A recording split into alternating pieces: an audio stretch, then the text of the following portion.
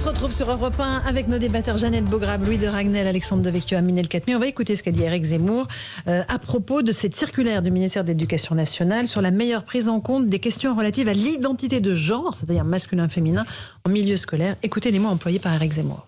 Les professeurs doivent se soumettre à cette nouvelle idéologie. Par exemple, si un enfant, je le répète, vient dire « Ah ben non, je suis pas une fille, je suis un garçon », on doit le prendre en cause, on doit ne plus l'appeler elle, on doit admettre son nouveau prénom. Et puis quoi encore ?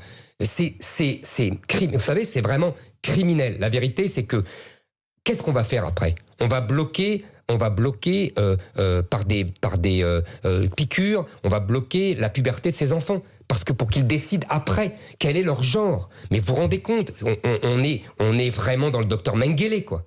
C'est des expériences absolument scandaleuses. Comme vous qu'aux États-Unis. Vous comparez Jean-Michel Blanquer au docteur Mengele. Je compare le fait. Vous vous rendez compte de la gravité de ce que vous dites ? Ah mais tout à fait, je me rends compte très bien. Je compare simplement les expériences qui sont faites sur des enfants. Aux États-Unis, il y a des cliniques de transition de genre pour des enfants de 3 ans. Vous appelez ça comment, vous ? Moi, j'appelle ça des expériences du docteur Mengele. Ce n'est pas le cas en France. Non, c'est pas le cas en France. Mais Monsieur Blanquer adoube ce genre d'expérience. Jeannette Beaugrave, votre réaction sur ces mots, les mots employés, ils vous choquent ? Oui, il me choque parce que je pense que beaucoup d'enfants ne vont pas très bien à l'école. Donc je pense que la circulaire est maladroite. Je ne pensais pas que j'adhère à l'idée. Je pense que déjà l'éducation nationale, si on apprenait les fondamentaux, ce serait déjà bien. Qu'on lutte contre le harcèlement moral à l'école, ce serait déjà bien. Mais les mots à chaque fois d'Éric Zemmour sont blessants. Voilà, c'est ça moi qui me fait le plus de mal en tant que mère, c'est d'entendre ce genre de propos. Voilà, mais c'est vraiment, je trouve que que la circulaire soit maladroite et que la paupérisation de l'éducation nationale, vu nos piètres résultats dans le classement PISA, je pense que les professeurs ont suffisamment de difficultés comme ça et qu'ils ont souvent l'humanité quand il y a des problèmes ou quand il y a des difficultés ou quand les enfants ont des questionnements sur leur identité pour qu'ils puissent le gérer. Mais l'administration, comme d'habitude, produit une circulaire. Voilà. Alors, Aminel Katmi peut-être, et après Alexandre Devecchio. Oui, je souscris à ce que dit Jeannette Beaugrave. Je ne comprends pas, je ne vois pas l'intérêt de comparaison aussi outrancière, de références aussi odieuses quand on prétend vouloir participer au débat public, quand on prétend vouloir jouer un rôle dans son pays, aller chercher, convoquer comme ça des références qui n'ont pas de sens. Évidemment, s'il y a des dérives, il faut les traiter. Et en même temps, lorsqu'il dit oui, il faut pas qu'il y ait de la propagande LGBT dans les écoles. Mais personne ne fait de la propagande LGBT dans les écoles. Il s'agit, il s'agit de sensibiliser les enfants à un fléau qui s'appelle l'homophobie, qui fait qu'il y a des gamins en mal-être, qui fait qu'il y a des gamins qui se suicident. Voilà, chaque semaine dans notre pays, il y a un gamin, une gamine qui se suicide parce qu'il est homosexuel ou lesbienne et parce qu'il se sent rejeté, soit par sa famille. Allez lire ce qu'écrivent des associations comme le Refuge. Bref, il y a des sujets et que l'école s'en saisisse, comme pour le racisme, l'antisémitisme, l'égalité femmes-hommes, c'est important. Voilà, lui, il rejette ça en bloc, je trouve ça navrant. Alexandre Devecchio.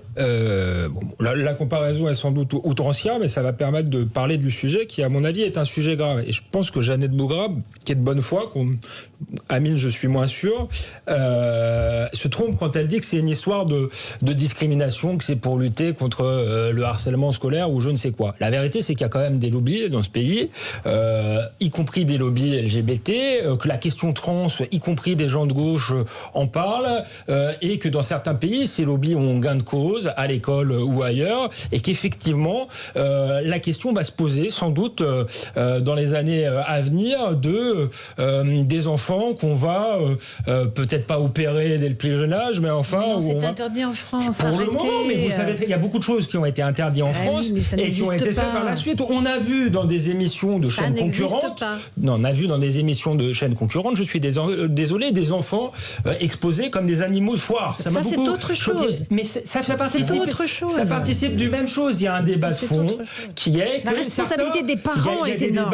Il y a des débats certains avancent leur pion parce qu'ils ont une autre vision de la société. Ils considèrent pas qu'un enfant, c'est un enfant. Moi, la transsexualité, quand on est un adulte majeur vacciné, ok, pas de souci. Quand c'est un enfant, ça pose problème. Et clairement, il y a des associations qui avancent dans ce sens-là. Et clairement, cette circulaire, voilà, leur fait une concession, ouvre des portes qui, moi, me font peur. Donc, je pense qu'il pose un débat intéressant et que l'idée qu'on combat les discriminations à l'école ou je ne sais quoi, ça, c'est une forme de naïveté. Voilà, c'est pas ça. Louis de Ragnel, après, je vous passe la parole, on combattra les problèmes de harcèlement, etc., en mettant de l'ordre et de l'autorité à l'école. Je suis assez d'accord avec ce que dit Alexandre Devecchio. Il y a un lobbying incroyable qui est quand même organisé et mis en place maintenant depuis une quinzaine d'années par les associations justement LGBT auprès de l'éducation nationale, auprès de la haute fonction publique de manière globale, mais tout le monde toutes les administrations de l'État, hein, la police nationale d'ailleurs, donc l'éducation nationale. Former les policiers à accueillir les plaintes d'agression homophobe. Ça s'appelle pas du lobbying. Mais ça, j'ai aucun problème avec ça, évidemment, Amine. Vous avez bien compris. Mais s'agissant de l'éducation nationale, ça c'est quelque chose qui est méthodique, qui est quand même organisé, très structuré, et on voit bien maintenant. Moi, si vous voulez, j'ai des enfants qui sont assez jeunes et donc qui sont à l'école. Et quand on ouvre les manuels scolaires, il y a des choses, on est un peu interloqué. Et ça surprend. Et des questions que des enfants de 6 ans ne se posent absolument pas, et qui sont des questions qui sont absolument pas évoquées dans les cours d'école, et les parents sont obligés de pédaler dans la semoule pour essayer d'expliquer des sujets qui sont très complexes, qui relèvent de l'intimité, et surtout à 6 ans on est beaucoup trop jeune, enfin c'est mon avis, à 6 ans on est beaucoup trop jeune pour parler de ces questions-là, peut-être qu'à 18-19 ans pourquoi pas, mais et donc il y a quand même cet objectif méthodique, et l'autre chose, ce qui est vrai, et Alexandre Devecchio a raison, moi il y a 10 ans quand on me parlait de la théorie du genre aux États-Unis, mais je me disais mais c'est quoi ce truc complètement hallucinant, et bien aujourd'hui on organise des débats pour ou contre, et on accorde du crédit évidemment à ces thèses, aux gens qui défendent ces théories-là, et donc c'est pas du tout farfelu de se dire que ce qui est évoqué, ce qui est pointé du doigt comme un risque, ce qui est pointé du doigt aujourd'hui comme un risque, et tout le monde explose de C'est important parce qu'on a eu sur la théorie du genre, rappelez-vous comment ça avait commencé avec Najat Vallaud-Belkacem. Il n'y a pas de théorie du genre à l'école. Vous propagez des fake news. Aujourd'hui, la preuve, il y en a une, c'est dans la circulaire. Jeannette Beaugrave. Non mais moi je suis pas pro-circulaire, mais il y a quand même, quand j'ai été en fonction, mais juste quand j'étais en fonction, j'étais modeste secrétaire d'État à la jeunesse, avant-dernière au rang protocolaire, j'avais rien d'exceptionnel. La seule chose, c'est qu'on avait fait un rapport avec Boris Cyrulnik, c'était sur un rapport sur quand les enfants se donnaient la mort, qui est publié chez Odile Jacob. Le vrai problème aujourd'hui, c'est que vous avez des enfants qui sont je ne vous parle même pas de suicides d'adolescents qui sont des problèmes d'identité sexuelle, etc. On avait des cas de gosses qui ont 6, 7 ans, 8 ans qui se donnent la mort.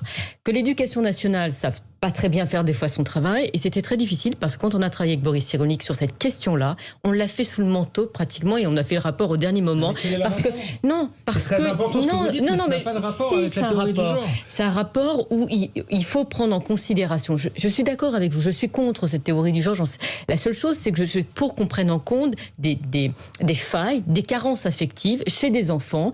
Alors, il faut les prendre en considération. L'école, le milieu associatif sont des lieux, et souvent sont des détonateurs quand des enfants vont passer à l'acte.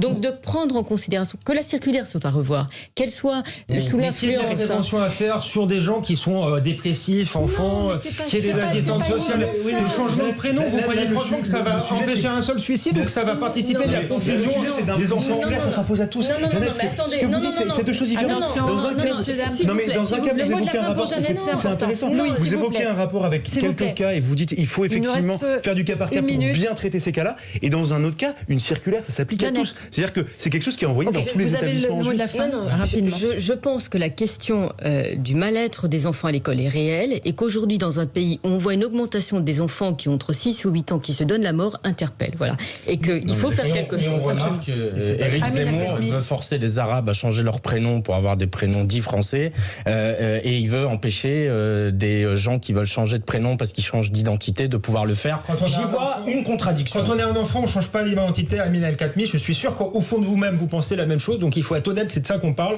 C'est pas des gens majeurs qui ont... Et de mettre des circulaires comme ça aide pas les enfants, ça participe de leur confusion mentale. Allez, on fait merci à tous les quatre d'avoir participé à ce débat dans Punchline. On aura l'occasion d'en parler de tous ces thèmes, j'imagine, dans les prochains jours sur Europe 1. Bonne soirée à vous. Tout de suite, c'est Mouloud Achour pour Verven Underground. Bonne soirée sur Europe 1.